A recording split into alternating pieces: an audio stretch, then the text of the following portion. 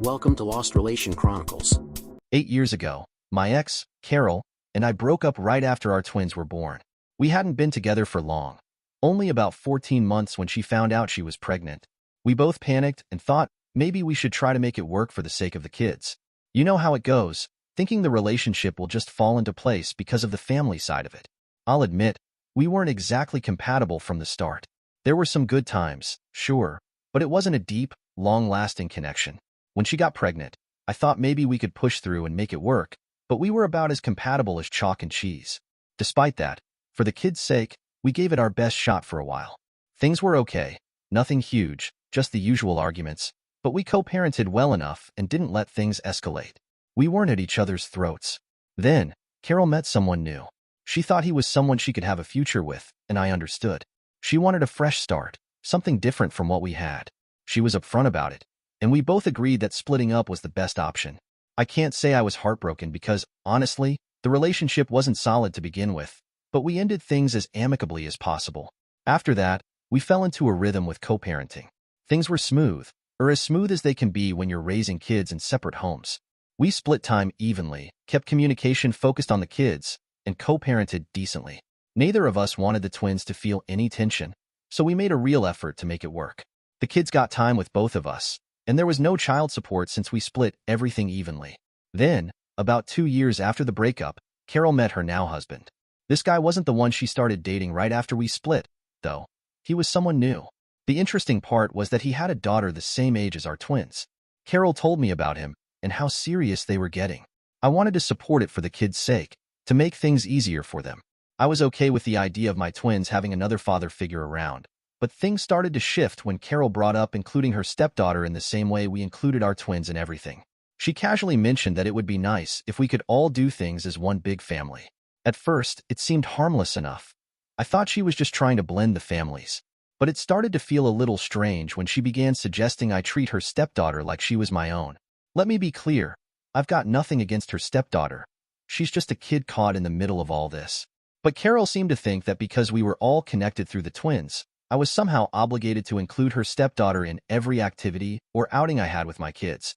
When we first discussed it, I told her that while I understood wanting to include everyone, it wasn't my responsibility to act as a dad to her new husband's kid. I was already busy being a good dad to my twins. But Carol kept pushing the idea. I tried not to get frustrated. It's tricky co-parenting, trying to balance your family's needs while keeping the peace with an ex and their new partner. But the expectations just kept building. Things took a turn when she started expecting me to babysit her stepdaughter whenever I had my twins. If I planned a weekend activity with my kids, she'd call and ask if I could bring along her stepdaughter. I didn't mind occasionally, but it became an expectation. Don't get me wrong, I have no problem helping out now and then, but I didn't sign up to be a third parent to her husband's kid. Honestly, I didn't see how it was fair to me, or even to my own kids. After a while, I realized that whenever I planned something special for my twins, it would somehow turn into a thing about all the other kids in her household. It felt like I wasn't allowed to have time alone with my own kids anymore. And when I bought gifts or planned surprise outings, I'd hear about how it wasn't fair if her stepdaughter wasn't included in the same way.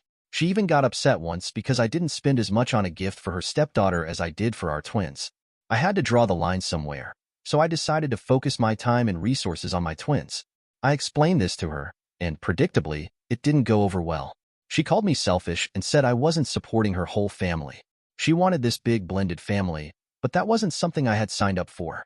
I told her that while I wanted my twins to feel like they belonged, it didn't mean I had to treat kids who weren't mine the same way. She wasn't happy about it, but we managed to keep things civil enough to continue co-parenting. Since that conversation, we've been more parallel parenting than co-parenting, if that makes sense. We stick to our own time with the kids and rarely do anything together as one big family. We don't share plans or mix the kids from her house with mine. It keeps things simple, and for me, it lets me focus on my own kids without all these extra expectations. But still, every now and then, she'll bring it up, trying to make me feel guilty for not jumping in to help raise all the kids under her roof. Over the years, the situation with her family has only gotten more complicated. She and her husband had a baby together, and later on, they took in her husband's nephew. So now, at her place, there's my twins, their stepsister, a step-cousin, and a half-sister. Carol tries to keep everyone as one big happy family, but I've made it clear that my role is with my kids, and that's it. So yeah, It's complicated. Every time I think we've hit a point where things are settled, something new comes up. But I've stuck to my boundaries, and I don't think it's unreasonable to focus on the two kids who are actually mine.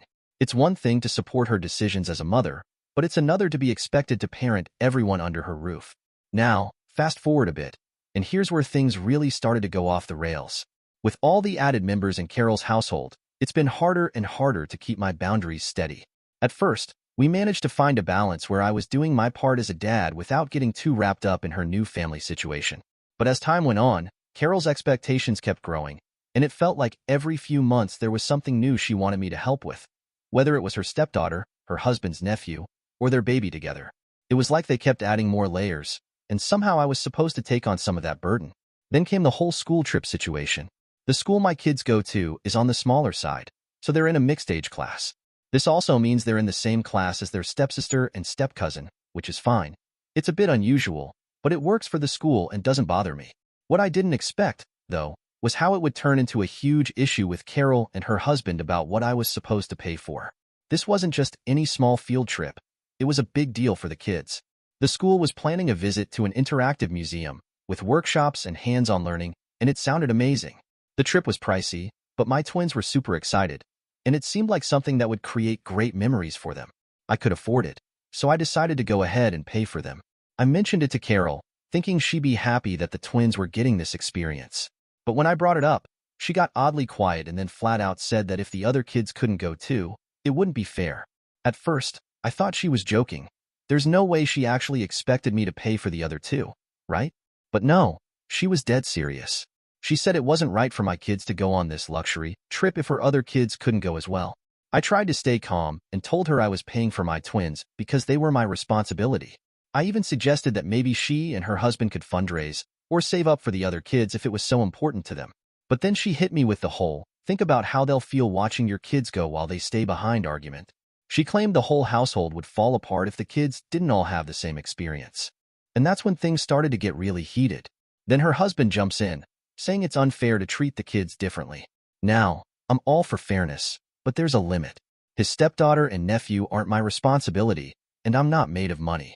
So I asked him straight up, why is it my job to pay for all the kids in your house? He just gave me this look like I was the one being selfish. Then he goes off on a rant about how they're all supposed to be siblings and how I'm sabotaging their family. Look, I get it. No kid wants to be left out. But at some point, they have to realize I'm not their dad. Carol made the decision to bring in these other kids, and now she has this whole new family setup. That's her choice, but I'm not going to be guilt-tripped into paying for every single kid she takes in. What really set me off, though, was when they started making it sound like I was being cruel. They said this would damage the kids' relationships, and if our twins and their stepsister grew apart because of it, it would be my fault. I mean, come on. I'm just a dad trying to do something nice for my kids, and somehow it's turned into this big family drama about what I'm not doing for kids that aren't even mine. So I said, look, I don't think it's fair to expect me to cover everyone's expenses. This trip is a treat for our twins. It's during my time with them, and I want them to go. I don't see how that's being unfair to anyone. But Carol just kept going, saying that if our twins go and the other kids don't, they'll feel like they're being treated as less than, and I should care about that. Her husband even tried to bring up family unity and said if the kids end up resenting each other, it'll be my fault. At that point, I was honestly just over it. This isn't about family unity. It's about them trying to make their financial choices my problem. It's not like they're struggling either. They have decent jobs. If this trip means that much to them, they could find a way to make it work without relying on me. I'm not responsible for stretching my finances to make up for what they can't or won't do. The whole argument just kept going in circles. They kept insisting how unfair it was and how I should think about the family, but I stood my ground. I told them it wasn't my fault they couldn't afford to send the other kids, and I wasn't going to let them guilt-trip me into paying for it. That's where we left it. But I could tell from the look on Carol's face that this wasn't over. Honestly, I walked away from that conversation feeling both irritated and confused. No matter how much I tried to explain that I wasn't responsible for all her family's kids, they just weren't hearing it. Somehow, my focus on my own kids had become an issue, and I was being painted as the villain in their family drama. It's honestly exhausting. I just wanted to do something nice for my twins, and now it's this massive issue about fairness and family unity. It feels like I'm walking a tightrope where every little decision could spark another argument. All I wanted was to give my kids a fun experience, but apparently, that's too much to ask. So after the whole argument about the school trip, I thought that would be the end of it, at least for now. I thought I'd made it clear I wasn't paying for all the kids, and I hoped Carol and her husband would just drop it. But nope, they weren't about to let it go without another round. What happened next completely threw me off guard. A few days after the trip argument, I get a message from Carol saying she wants to meet up to talk. I knew this wasn't going to be a friendly chat, but I figured it was better to get it over with than keep going back and forth through text. I agreed, and we set a time to meet at this small diner that was about halfway between our places. She showed up, and right away, I could tell this wasn't going to be a quick chat. She had that serious look on her face, the one where you know they've rehearsed what they're going to say. She sat down and immediately started with, "I don't think you're understanding the situation," and I was thinking, I think I understand it just fine. I'm paying for my kids, and that's it. But I let her talk. She went on about how I needed to look at the bigger picture and how this wasn't just about a school trip. It was about setting a standard for how we'll handle things going forward. I guess she thought if she framed it as this big family philosophy, I'd feel obligated to agree. Then she started saying how this trip was just one example and that in the future, there would be other activities, events, maybe even family vacations, and we needed to be on the same page about treating all the kids equally. I couldn't believe it. I was thinking, is she seriously suggesting that I pay for family vacations for all her kids now? But I just listened, trying not to react too much because I knew that if I got too heated, it would only make things worse. Then she brings up the fairness argument again, saying that if my kids get to do these things and the others don't, it will cause resentment. She even went as far as saying it could damage the kids' relationships with each other, that they would grow up feeling unequal and it would tear them apart. I was sitting there thinking, they're already different kids from different families, with different lives. Why is this suddenly my problem to solve? When she finished, I tried to keep my voice calm and told her that I understood she wanted all the kids to feel equal, but these weren't my kids, and they weren't my responsibility. I reminded her that we've been doing this parallel parenting thing for a while now. She handles things on her end, and I handle things on mine. But apparently, that wasn't enough anymore. That's when she dropped the real kicker. If you really cared about the kids' well-being, you'd want to support the whole family, not just your kids. She kept going on about how I needed to show good faith by stepping up for the other kids as well. I almost laughed out loud because it felt so absurd. Since when did supporting my kids mean taking on everyone else's kids too? At that point, I felt myself starting to lose it. I told her, look, I do care about my kids' well-being. That's why I'm willing to do these things for them. But I'm not going to let you guilt-trip me into paying for kids that aren't mine. She didn't like that one bit. She got defensive and said I was being selfish and not thinking about how this would affect the kids in the long run. I fired back, how is it selfish to just take care of my own kids? You made the choice to add these other kids into your household. That's not on me. Then her husband showed up. I'm not sure if she planned for him to just happen to stop by, but suddenly he was there, walking over to our table. He barely even acknowledged me and just went straight to Carol, like he was about to save the day or something. He sits down and immediately starts in on me, like he's been waiting for this moment. He says, I don't think you're being fair. We're supposed to be creating a family here, and your actions are putting up barriers. I just stared at him for a second, wondering if he really thought I'd buy into this whole we're all family thing when it came to my wallet. So, I told him straight up, I'm here to support my twins. That's what I signed up for. You can't just expect me to pretend all these other kids are mine financially. Then he hits me with, well, if the kids start hating each other, that's on you. You're the one creating division. That set me off. I told him, you're the one pushing for me to play dad to kids that aren't mine. I'm not the one making this complicated. I just want to do right by my twins, and that's it. I didn't care if he thought I was being cold. At that point, I felt like they were both trying to gang up on me, making me feel like the bad guy just for having boundaries. Things got a little heated after that. Adu starts saying that if the kids grow up resenting each other, it'll all be because I didn't care enough to support their family vision. I couldn't believe what I was hearing. I told her, if that's the case, maybe you and your husband need to figure out a way to handle it. But don't put it all on me. By this point, people in the diner were definitely giving us looks, but honestly, I didn't care. I was so fed up with being made to feel like the villain in this whole situation. I just wanted to do something nice for my kids, and somehow, it had spiraled into this giant mess about what I owed to her household. It felt like they expected me to blindly fund whatever came up for every kid under their roof, just because they decided to blend their families. I finally stood up and said, look, I've said my piece. My focus is on my twins, and that's not changing. If you want everything to be equal, then maybe you need to take a look at what you guys are doing, not what I'm doing. But I'm done being the bad guy here. With that, I walked out, feeling a mix of frustration and relief. It was clear to me that no matter what I said, they weren't going to get it. As I left, I could still feel their eyes on me, like they were just waiting for me to give in and agree to their terms. But at that point, I was done. I'd set my boundaries, and I wasn't about to let them push me into something I didn't sign up for. It's one thing to want your kids to feel like part of a family, but it's another to expect someone else to foot the bill for it. After that disaster of a conversation at the diner, I thought things might finally cool down. I thought that after the diner incident, Carol and her husband would get the point and drop it. But I should have known better. Things didn't just disappear. They actually got worse. A few days later, I started getting long-winded texts from her family members. It started with her sister, who had always been pretty chill and stayed out of our issues before. But suddenly, she was texting me about how important it was for the kids to feel like one big family. She said things like, if you really cared about your kids' happiness, you'd be willing to do this for them. It felt like she was implying I was doing something wrong just because I didn't want to pay for her sister's stepkids. I tried to ignore it, hoping she'd let it go, but the messages kept coming, and they weren't getting any kinder. What started as subtle suggestions quickly turned into flat-out accusations.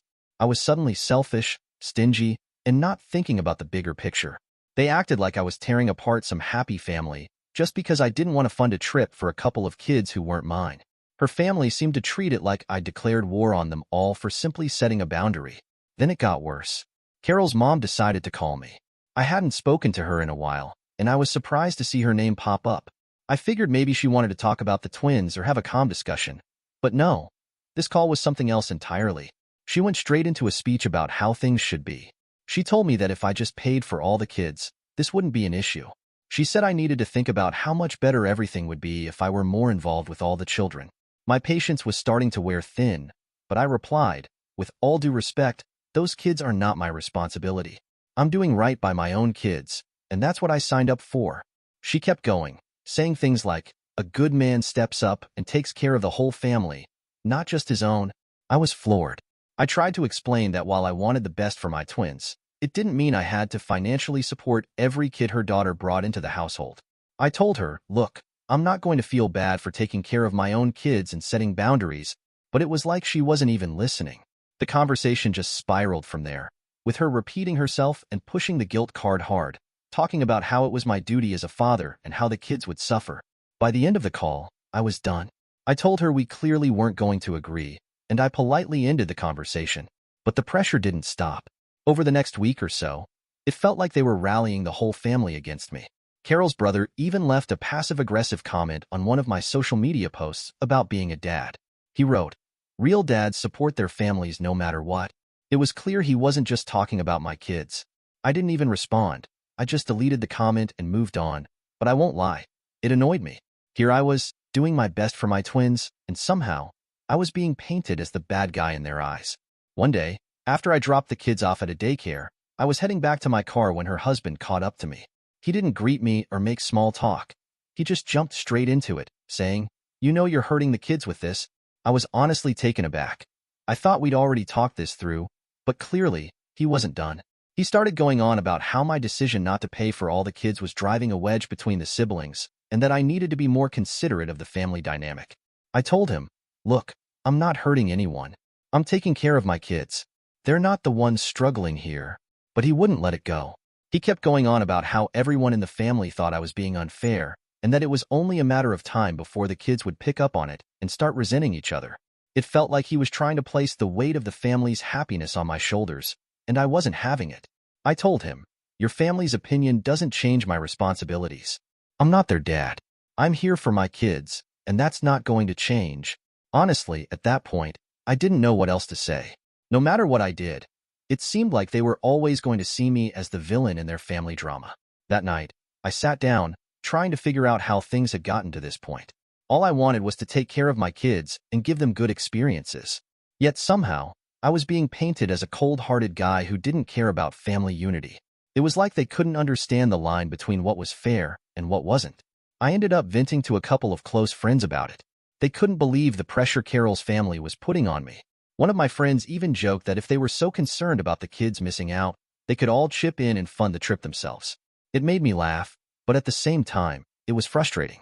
It felt like her whole family had decided I was obligated to be an all-in parent to kids who weren't mine, and for what? just to keep the peace with people who clearly weren't respecting my boundaries. The whole thing left a bad taste in my mouth. I was getting texts and calls from random family members, all pushing the same line, and I was so over it. It felt like they had built up this idea that I owed them something, and they weren't going to drop it until I caved. By the end of the week, I realized trying to reason with them was pointless. They weren't looking for an explanation. They were looking for me to fall in line. I told myself I wasn't going to let them wear me down. My kids are my responsibility, and I wasn't going to let this extended family guilt trip change that. It's crazy to think that all this started for me just trying to pay for my kid's school trip, but now it's turned into a battle over who's doing enough for the whole family.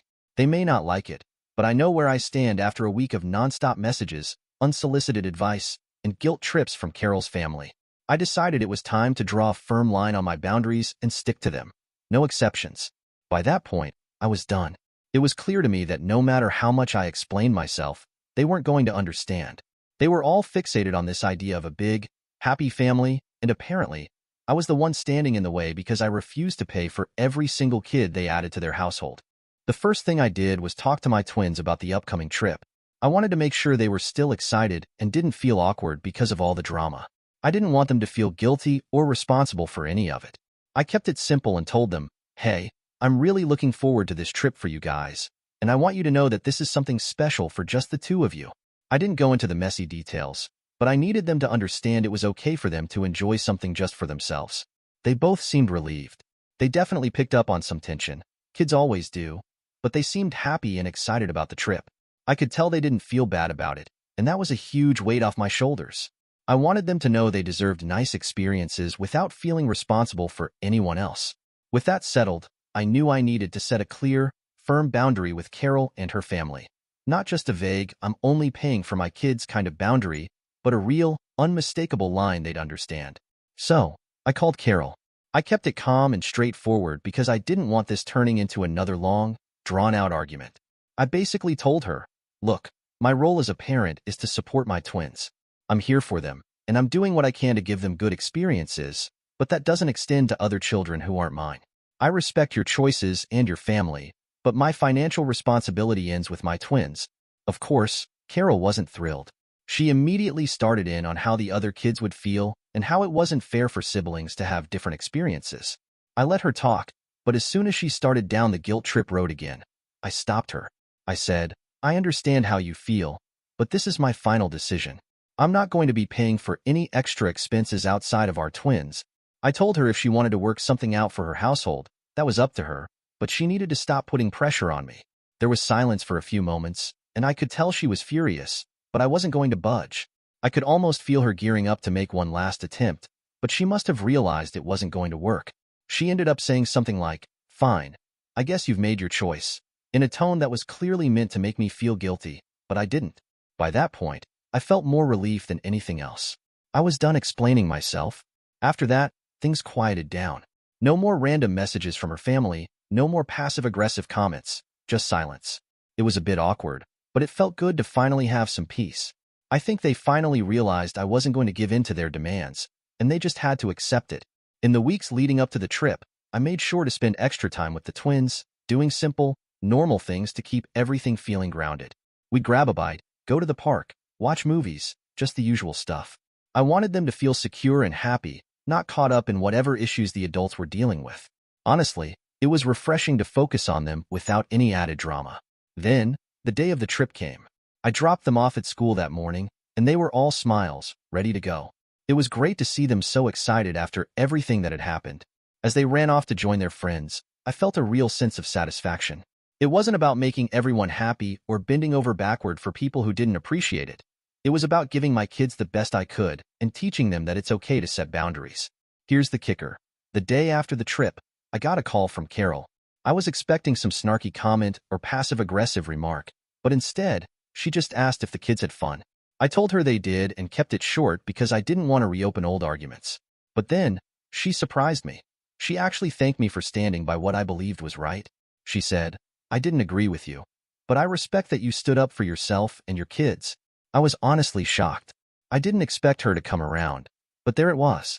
It wasn't an apology, but it felt like some kind of acknowledgement that maybe I wasn't the villain they'd all painted me to be. Since then, things have been much more peaceful. I don't hear anything from her family anymore, and it feels like we've reached a new level of understanding. We might not agree on everything, but we've both accepted our roles in the kids' lives. And honestly, I think it's made me a better dad. Now, I'm not constantly second-guessing every decision, wondering how it'll affect her household. I'm just focused on what's best for my twins. In the end, this whole situation taught me something important. Setting boundaries isn't just about saying no to others, it's also about saying yes to my own peace of mind. I've learned it's okay to prioritize my own family and not feel guilty about it. If others don't get it, that's their problem, not mine. So, yeah, things are in a good place now. The twins are happy, I'm happy, and it feels like we're finally moving forward without all the extra baggage. I've made it clear where I stand, and I think even Carol and her husband have come to respect that. It's not perfect, and I'm sure there will be bumps down the road, but at least now I know I can stand my ground and make decisions that are best for my family without getting lost in everyone else's expectations. A few weeks after things had settled down, I thought maybe I had heard the last of the demands. But then Carol hit me with something new. She started talking about the twins' living situation at her place, saying they didn't have the same comforts they had with me. At first, I thought she was just venting, but then she started hinting that I should do something about it. Turns out, she wanted me to buy a house. Not for me, but for them. She said it wasn't fair for the kids to go back and forth between two totally different living standards, and that it could hurt their self-esteem if they felt like they were lacking at her place. I was trying to process if she was serious, and yep, she was dead serious. She actually expected me to buy a second house for the kids to stay in when they were with her, so she could live in it too, all at my expense. I tried to stay calm but had to ask, how does that make any sense? You already have a home. She went off about how their house was too small for a family her size and how it was affecting the kids' mental well-being. She was talking about equal standards like I was supposed to make up for every choice she's made since we split up. When I told her that wasn't happening, she pulled every guilt trip in the book. She said, "Don't you want the kids to feel just as comfortable at my place as they do with you? And it's unfair that I'm not willing to provide for their full living experience." She acted like I was some cold-hearted jerk for not wanting to buy her family a new house. At this point, I was done. I told her, the twins have everything they need at your place. If you think they need a bigger house, that's something you and your husband can handle. I'm not responsible for upgrading your home. There was a brief silence, and then she snapped back with, well, if the kids end up feeling like they have a real home only with you, that'll be on you. I just shook my head, and that was the end of the conversation. I don't know how she thought this was a reasonable request. I want the best for my kids, but that doesn't mean I'm buying her a whole new lifestyle. I guess there's no limit to what she'll ask for, but at least I'm clear now. I've drawn the line, and I'm not budging. After Carol's latest demand for a second house, I knew I couldn't just let this situation continue without taking some real action. I'd already made it clear to her where I stood, but I also needed to make sure I had concrete proof in case things escalated further. So, I decided to record the conversation. I wasn't planning on using it right away, but I figured I should cover my bases. I set my phone to record as she started in on her ridiculous request, and I made sure to stay calm and collected, just as I had in our earlier talks. Within a week she called again, and this time she was more aggressive, but I kept my voice steady. "Carol," I said, "this doesn't make sense. You already have a home. If you're unhappy with it, that's on you, not me. I'm not responsible for upgrading your entire life. If your husband does not earn much, that is not my fault." She pushed back hard, trying to guilt me into agreeing. "It's not just for me," she argued. "It's for the kids. Don't you care about their well-being? They need to feel stable, and I can't provide that if I don't have a bigger house for them to live in." I could feel my blood starting to boil, but I stayed focused. "So, you agree that you cannot bring up my kids in that house?" I said firmly. "I'm not buying you a new house. That's not happening." She threw in one final guilt trip. "Well, if the kids grow up feeling like they only have a real home with you, that's on you, not me." I shook my head, trying to keep my composure. If they need to have a better home, then why should I not have the full custody? But buying you a new house, that's not going to happen. This conversation is over. I didn't say anything more after that. I knew I had to take action now. A few days later, I consulted with a lawyer. I wanted to make sure I was fully prepared to protect my kids. The lawyer listened to my side, and then we discussed how best to approach this situation, especially with Carol's ongoing demands and the impact they were having on my twins. "We need to gather proof," my lawyer advised. "Not just of Carol's unreasonable requests, but also of her and her husband's ability to provide a stable environment for your kids. If you have any recorded incidents or communications like this one, it could be crucial in court. I took the lawyer's advice seriously. I gathered all the messages, emails, and texts where Carol had made similar demands. I even provided proof of how she had been trying to guilt-trip me for years, especially around the financial responsibilities for the children. I also documented other incidents where I had concerns about Carol and her husband's ability to meet the twins' needs, both emotionally and financially. It wasn't long before the custody case was filed in court. When the hearing day finally arrived, I was prepared. I had the recordings, messages, and documents laid out. My lawyer presented everything in a clear, organized way, showing how Carol had been pressuring me for financial contributions beyond my obligation as a father. We also highlighted the fact that Carol and her husband's living situation was unstable, with constant financial struggles, and that they had a history of making poor decisions that affected the kids' well-being. Carol, of course, fought back. She stood up in court with a tearful expression, trying to paint herself as the concerned mother. "Your Honor," she said, "I've been trying my best to give my kids a good life, but my ex-husband refuses to help me provide for them. How can they feel secure when they're forced to live in two separate worlds? I'm doing everything I can to make their lives better, but he won't support us." The judge listened patiently but remained unfazed. "Ms. Carol, it's clear that the financial and emotional stability of your household is questionable at best. You've made several demands of your ex-husband that are beyond reasonable, and we've seen evidence of attempts to manipulate him into supporting your household beyond your responsibilities. It is apparent that your ex-husband has provided a more stable and secure environment for the children." Carol's face twisted in frustration as she shot back. "But they need to feel safe. They deserve to have the same comforts at my place as they do with him." "It's not fair." The judge, not missing a beat, replied. "You're asking for more than what is fair to expect from your ex-husband. You have to understand that your responsibilities as a parent are your own. Your ex has made it clear that he is willing to support the children financially, but you are asking for more than what is his duty." At that point, the judge turned to my twins, who were present in the courtroom, sitting quietly. The judge asked them, "How do you feel about your living situation? Do you feel more comfortable at your father's home, or do you feel comfortable at your mother's house?" The twins, though nervous, were honest in their responses. "I feel happy with Dad," my son said. "It's fun, and he makes sure we're okay." My daughter nodded in agreement, adding, "I like it at Dad's too. We get to do things together, and it feels like a safe place." The judge looked back at Carol, unimpressed. "It seems clear that your children are thriving in their father's care and have expressed no desire for a different living situation. I also see no evidence that you're able to provide the same level of stability for them at this time." Carol tried one last attempt. "But they need me.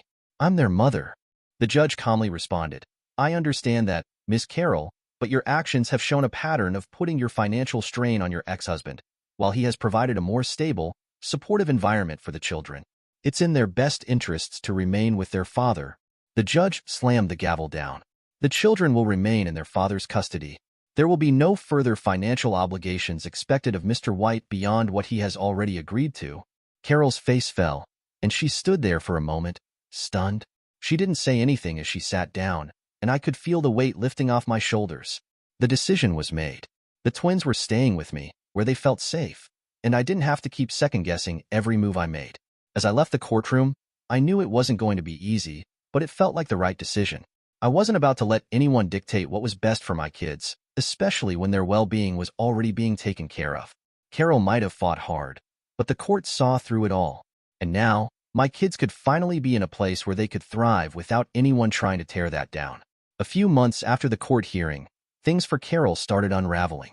It wasn't long before the cracks in her marriage became impossible to ignore. She had always been focused on trying to get me to support her and her family, but now it was her own husband who was causing chaos in her life. Carol had caught him cheating on her, and when she confronted him about it, the situation took a violent turn. One evening, Carol discovered messages on her husband's phone, confirming her worst suspicions. She confronted him in their living room, demanding answers. "How could you do this to me? After everything I've done for you? For us?" she yelled, holding the phone in front of his face. Her husband, furious, didn't say a word at first. Then, without warning, he lunged at her. "You think you're better than me? You don't know what I've been through," he shouted, slapping the phone from her hand and pushing her back against the wall. His anger escalated quickly, and before long, he was physically assaulting her, throwing punches and knocking her to the floor. Carol barely had time to react. She had tried to call for help, but he quickly snatched the phone from her hands and broke it. The violence was overwhelming, and Carol ended up with bruises and cuts all over her face and body. He finally stormed out of the house, leaving her bleeding and battered on the floor. Carol ended up in the hospital that night, and when the authorities arrived, her husband was arrested for assault. The police took him into custody, and he was charged with domestic violence. The whole thing had been a nightmare for Carol, and it felt like her life was crashing down around her. She was shaken, terrified, and unsure of what her future would hold. A few weeks later, Carol filed for divorce, and the legal proceedings went smoothly. Her husband was in jail, and she had the support of her family. She moved back in with her mother, trying to recover from the trauma of the last few months. The divorce was finalized, but it didn't take long for Carol to reach out to me. One evening, I got an unexpected call. The caller ID showed it was Carol. I had been expecting something like this, but I wasn't ready for the flood of emotions that came rushing back. I picked up the phone, trying to keep my composure. "Hey," she said softly, sounding tired and vulnerable. "I know we haven't talked in a while, but I really need to talk to you. Things have been so messed up with my marriage. I don't know what to do. Can you take me back? I've learned a lot, and I realize now how much I messed up with you. You're the only one who ever really understood me. I need you back." I felt a wave of frustration wash over me. The anger, the guilt, the manipulation. All the things she'd done to try to get me back into her life when we were still married. But now, it was different. She was broken and vulnerable, but I had moved on. I had my kids, my peace of mind, and my priorities were clear. "Carol," I said, my voice steady but firm, "I'm not doing this. You had your chance. We've been through so much, and I can't just erase all the damage you've done. You've hurt me, you've hurt the kids, and you've done things that can't be fixed. I'm not going to go back to that. You need to sort your life out, and I'm not part of that anymore. I'm sorry, but I'm not coming back." There was a long silence on the other end of the line. I could hear her breathing heavily, the sound of her frustration and disappointment creeping through. "I don't expect you to forgive me," she finally said, her voice small. I don't know where to turn. I've made so many mistakes, and now I'm left with nothing. Can't you at least give me another chance?" I shook my head, even though she couldn't see it. "I can't, Carol. I've been there. You've already shown me who you really are, and I've learned my lesson. It's time for you to learn yours. I'm not your fallback anymore. I've moved on, and you should too." With that, I hung up the phone. It wasn't easy, but it was the right thing to do. I couldn't go back to a woman who had caused so much pain in my life and in the lives of my children. She had made her choices, and now she had to live with the consequences. I was done being part of her drama. I had my family, and that's all I needed to focus on. The next few weeks passed, and I didn't hear from her again. I didn't know what was going on in her life, and honestly, I didn't care. I had finally drawn the line, and I wasn't going to let anyone pull me back into their toxic mess. Carol needed to face her reality, and I was going to keep moving forward, for the sake of my kids and myself. Dear listeners, please share your thoughts in the comments section below, and don't forget to like, share, and subscribe.